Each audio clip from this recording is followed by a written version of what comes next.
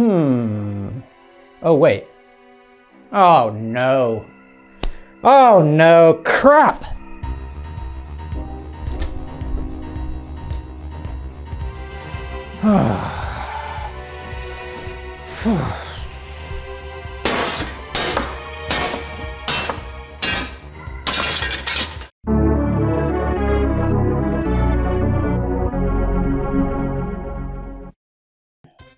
Hello everybody, welcome back to the game room. A lot of people have complimented me on this room and how organized it is.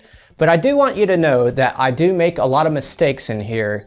And recently I've made a pretty big mistake that cost me a lot of money. I'm going to tell you about that mistake today, and just so you know, it does have a happy ending. This is all about HDMI, and to start off, I'm going to take you over to that TV and show you how I currently have my HDMI set up. So currently I have an area here that's quite messy where I have 3 different switch boxes, and each one can take in 5 different HDMI signals from 5 different HDMI based systems. So when I go to play a system that's plugged into that box, I have to set the TV to HDMI 1. And if I'm playing a system that's going through the second box, I have to set it to HDMI 2. They do require power, so each one has its own power switch at the top of the setup. The problem is I have 17 devices that utilize HDMI, so with only 15 total inputs, there's always going to be a few of them that are unplugged, so I have to occasionally swap out some of these. To make a long story short, I want to expand to a larger input device. A year or two ago, one of my viewers suggested that I look into these switch boxes made by TESmart,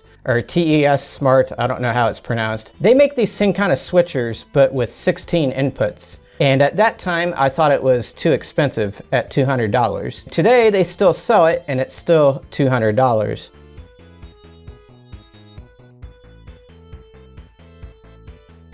But I wanted to check eBay to see if I can find a better deal there, maybe get a used one. So I did a search there for TESmart HDMI 16, and I found one for a much better price. So here it is. It comes with the power adapter, and there's also these mounting brackets that go on the sides, like that or something, in case you want to put this in one of these rack mount devices that a lot of people do. Looks like it has lights for every input. There's the on-off switch. On the back are a bunch of HDMI ports. It's really nice to see so many of them. The thing is, this is a splitter, not a switch box. It's totally different. What this does is it takes one signal from one HDMI device and multiplies it up to 16 times, so it can be distributed to multiple TVs. That's not very useful for a game room, but it might be useful for a classroom that wants to distribute the same video to multiple rooms. Or it might be good for a bar that wants to send the sports shows to different TVs in the same room. There's something I want to try. What I have here is an HDMI to AV converter. What it does is it takes an HDMI source and then converts it to composite, which outputs right here. I'm going to take the HDMI cord that's connected to that converter and plug it into the output 1. So that converter cord, I need to stretch it to the other TV. It doesn't quite reach. I've made it this far, and the composite cord is right here. It's not going to reach the other TV easily. So I'm going to put this adapter on the end of the composite right here, and then take another composite cord and extend the cord basically. So now I have a much longer composite cord. So I have another HDMI cord. I'm going to put that in output 2 right here. And then I'm going to take that end and plug it into my switch box here. So I have Oblivion playing on that TV. So far that part's looking good. I had to turn down the lights a little bit, but I just wanted to show you, I'm able to play this game on both TVs simultaneously. And it's pretty cool. It actually doesn't look that bad on the CRT. Time to cross that off my bucket list. You might see a lot of flickering, but I don't see it with my own eyes. That's just an effect of the recording. This is the menu screen for Detroit Become Human, and it's running on a PS5. And they say I can't get girls to come in here. Look at this, I got 2. Obviously the screen is squished. I could mess with it and try to get it to look normal, but I'm not going to do that. Now I will say the quality on the main TV is a little bit less than it would be if I was running it straight to the TV. There's not really much else I can do with this thing, so I'm going to put it back in the box and just resell it eventually. I said this video would have a happy ending, and it does. I went ahead and just bought the one I intended to buy in the first place off Amazon. So let's unbox this and get it hooked up to the TV. Midnight, are you wanting out of the room? Are you sure? You sure you want out? Midnight? Okay, I'll let you out then. See you later. Oh, we got another one. What are you doing in here, Digger? What do you want, Digger? What's on your mind? Let me pick some good unboxing music. There we go. I see that it says input instead of output like the other one, so that's a good sign. We got... what is this, a power adapter? This has to be the power adapter. Yep. Once again, I have those brackets just like the other one. I'm not even gonna bother opening this. And we have a user manual. It's beautiful. It looks quite like the other one, except much better interface on the front here. There's some other stuff going on here, and I'm not sure what it is, but I'll be sure to actually read the manual.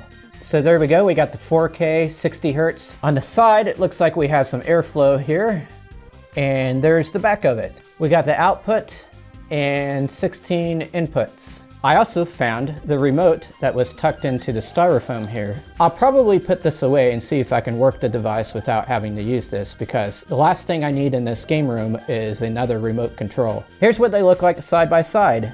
And it looks like they used the same casing for both. You can see why I would get these confused if I was just looking at photos. So don't be like me and be careful what you buy. To install it, I have to remove some of these boxes. I'm actually going to remove this one and this one. This one is a higher model. I need to keep at least one of them because the new switcher has 16 and I have more than 16 devices that need plugged in. And plus, I anticipate having more in the future. So there's an extension cord leading to one of the boxes, and I'm going to remove it from the setup because I don't need that one anymore. The other one, I'm going to transplant it so that it leads down to the new switch box. So I have to take off these Velcro seals and these twisty seals.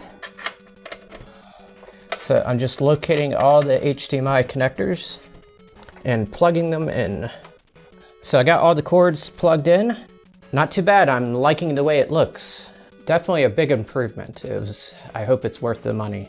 I do need to relabel this. This is going to be HDMI 1. So I'm going to peel this off. I do have a label maker in the other room, and once I'm sure this is how I'm going to do it, I'll reprint that label. This will become HDMI 2. So what I'm going to do is take the sticker off this box. There we go.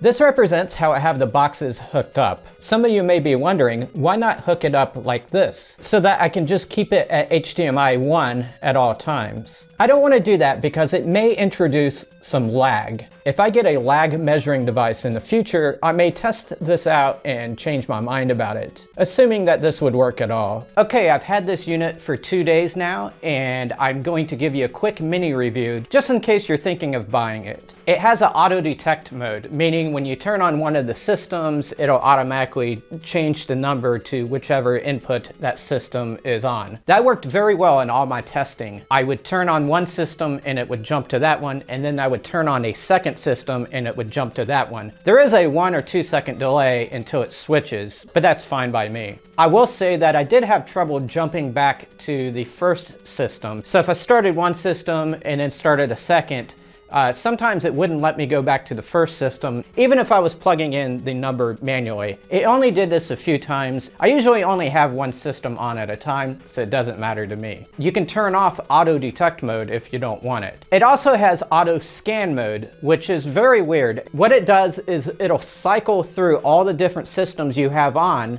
and keep them on the screen for like a minute or something. You can adjust the exact timing, but It's not something very useful. I don't know why you would want to skip around every minute to a different system. Once again, that's something that you can turn off. I did test it out and it didn't seem to work correctly. It would cycle through the different systems I have on, but it would also cycle through a few of the inputs that I didn't have systems turned on for. So if I had 2 systems on, it would pretend like I had 4 and it would cycle through some blank screens before it got back to the 2.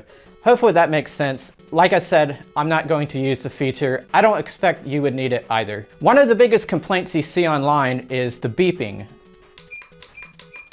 You may not be able to detect how loud that is, but it's quite loud and it's quite piercing. Luckily you can turn that off so it doesn't matter. If you wanted to manually select the inputs, you can use the remote, which has buttons 1 through 16, pretty easy to understand. However, on the unit itself, it only has buttons 1 through 9. If you want to do a double-digit number, you have to hit this +1 button first, and then the second number after that. It's not a big deal, and I think I'll get used to it quickly, should I have to manually key in these numbers. There is a program you can download that you can hook up to this through an internet cord, and it allows you to adjust some settings on it. From what I can see, it's the same settings I have access to on my remote control, but there's also a setting that allows you to dim the digital display here.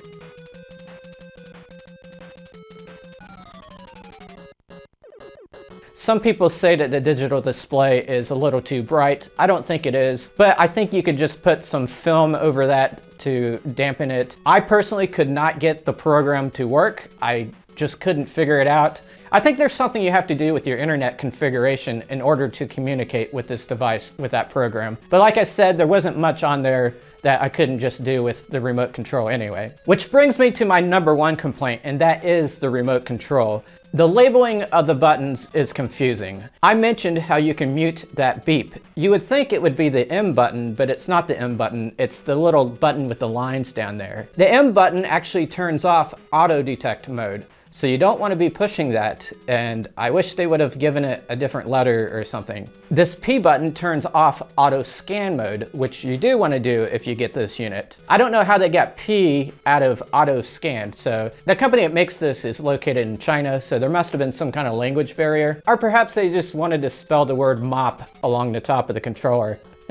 But anyway, I strongly recommend this unit based on my 2 days of usage. My opinion may change over time. That's all I had for today. If you want to see another cool video, I did a QA session where I took questions from the audience about this room and about my lifestyle, and I answered them. The link is on the screen right there. May your games make you happy and smart, and may people respect you for playing them. So long, everybody.